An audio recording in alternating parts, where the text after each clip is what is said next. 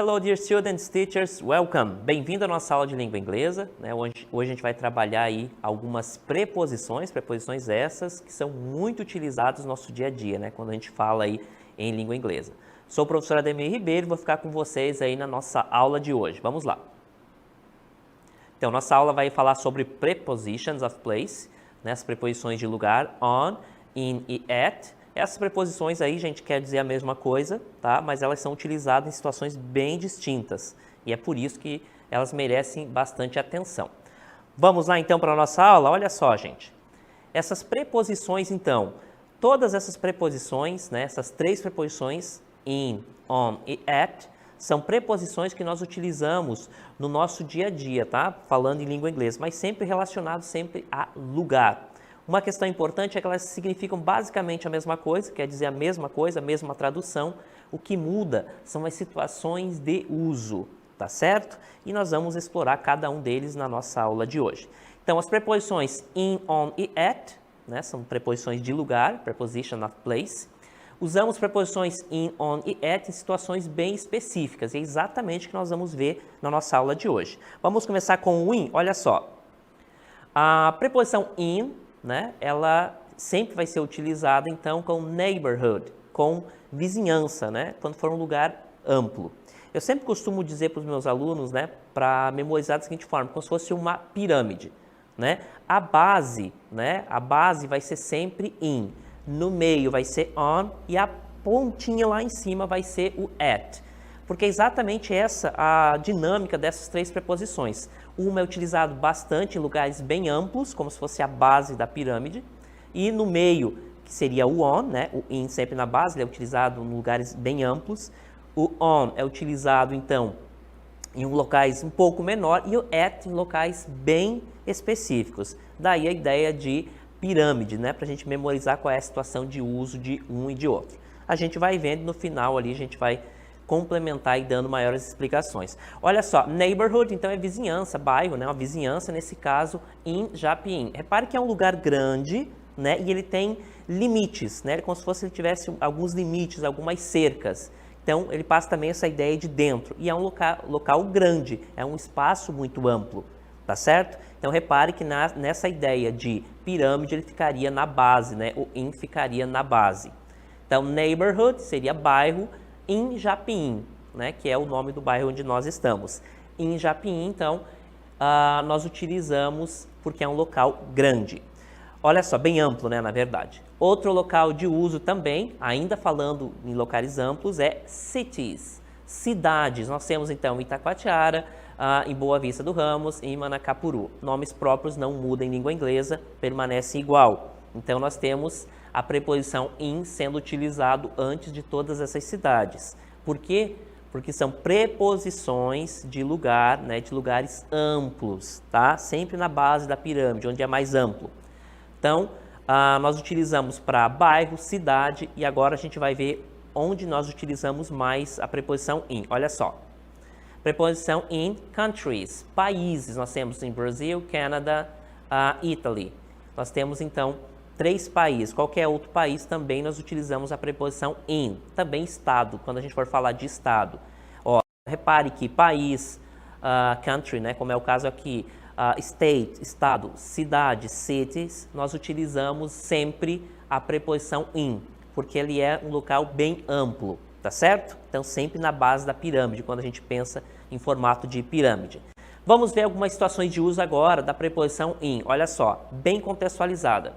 Usa-se in em pontos específicos. Aí nós temos bees, as abelhas, live in the garden. Repare que garden, jardim, ele é um local grande, amplo, mas também passa a ideia de dentro desse espaço.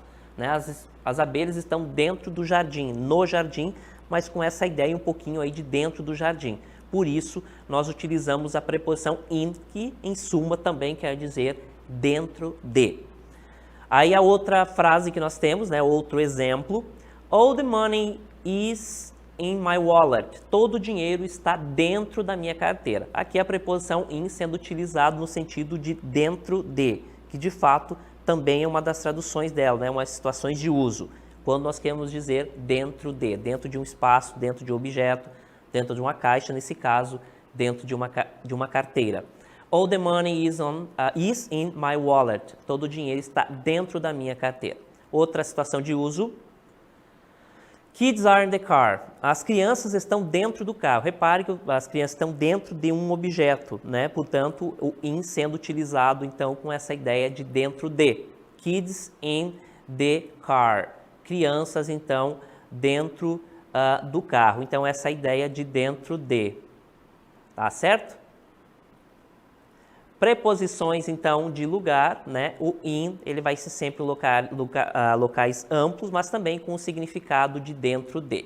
Vamos ver mais alguns exemplos agora, só que com o on. Nós já vimos, então, que o in é utilizado em países, cidades, bairros, estados e também com a ideia de dentro de. Agora a gente vai ver um pouquinho sobre on, que é uma outra preposição.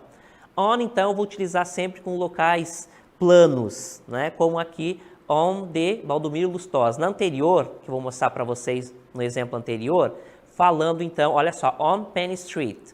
Com ruas eu vou sempre utilizar on Penn Street, tá certo?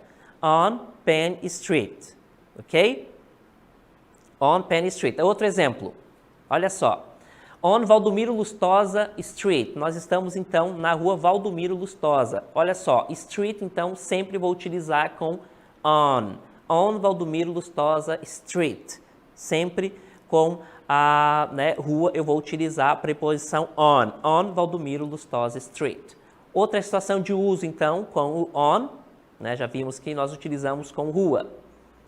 Avenues. Avenues, então, utilizo essa preposição on. On Towers Ave. Obviamente, isso aqui é a Avenida das Torres, mas pode ser qualquer outra avenida. Sempre vou utilizar on. Então, para rua e avenida. Repare que é um local bem menor se comparado com in. Lembra aquela ideia de pirâmide? Embaixo, locais amplos, que é o in. No meio, que locais mais menores, né? Menores do que in, eu utilizo o on. É exatamente o que nós estamos vendo. Repare que comparar uma rua e uma avenida com uma cidade ou um país não dá, né? O tamanho é muito diferente. Então, o on é um local um local menor, né? Um local menos amplo do que o in. On Towers Ave, então na rua, né, das Torres, repare que é uma avenida, então utilizo o on. Então, esses são os locais de uso aí da preposição on. Seguindo, então, né, nós vamos ver alguns exemplos também aí de utilização da preposição on. On Fifth Avenue, na Quinta Avenida, uma avenida conhecida dos Estados Unidos. Também, de Nova York mais específico, também nós utilizamos on. Então, rua e avenida sempre on. Continuando.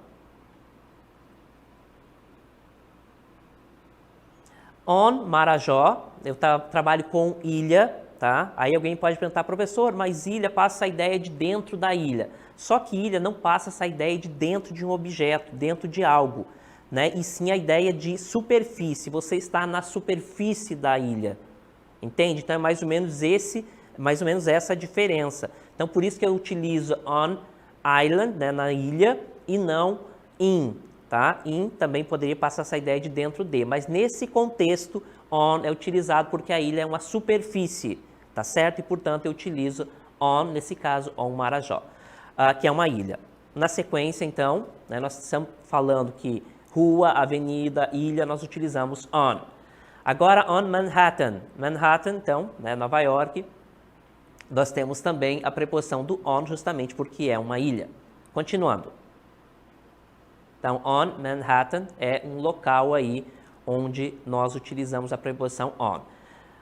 Large vehicles, nós temos, então, on a bus, né, dentro do ônibus, é um meio de transporte longo, grande, nós utilizamos, então, a preposição on. Na sequência, on a train, no trem, então, sempre pensando nessa ideia de veículos longos, né, nós utilizamos a preposição também on. Continuando, então nós vimos que é utilizado em ruas, avenidas, ilhas, né, veículos grandes. Agora aqui, on a ship, no barco, também a preposição on, porque é um veículo longo, né, ou grande. on ship. Então, nós utilizamos essas preposições nessas situações de uso, que são ruas, avenidas, né, e veículos longos. Vamos ver mais exemplos agora, gente, só que dentro de um contexto, olha só. A preposição on, então, ela é utilizada também com a ideia de sobre, né, em cima de algo. The worker is on the ceiling. Então, o trabalhador está sobre o teto, está no telhado. The worker is on the ceiling. Né? O trabalhador está sobre o telhado. Na sequência, então, né, o on sendo utilizado com a ideia de sobre algo. Fungi, dust and mites live on the carpets. Então, fungos, poeiras, né, e micro-organismos ali vivem nos carpês, né? Então, fungi, dust and mites live on carpets. Então, repare que carpet é uma superfície, portanto, eu utilizo a preposição on. Outro exemplo. My fingers were on the blank page. Meus dedos estavam, né, sobre a página em branco. Tá? Repare que é sobre, então, essa ideia de sobre eu vou utilizar on. My fingers were on the blank page. Meus dedos estavam dentro da, aliás, sobre a página. Outro exemplo. The wine bottle was left on the table. The wine bottle was left on the table. Então, a garrafa de vinho foi deixada sobre a mesa. Repare que on, então, sendo utilizado aí com essa ideia aí de sobre algo. Então, o on, né, naquela ideia nossa de pirâmide, ele vai ficar num espaço intermediário, porque não é um local muito longo, né, não é um local tão amplo quanto o in, também não é muito exato como o at, mas ele também significa sobre algo, sobre um objeto, tá certo?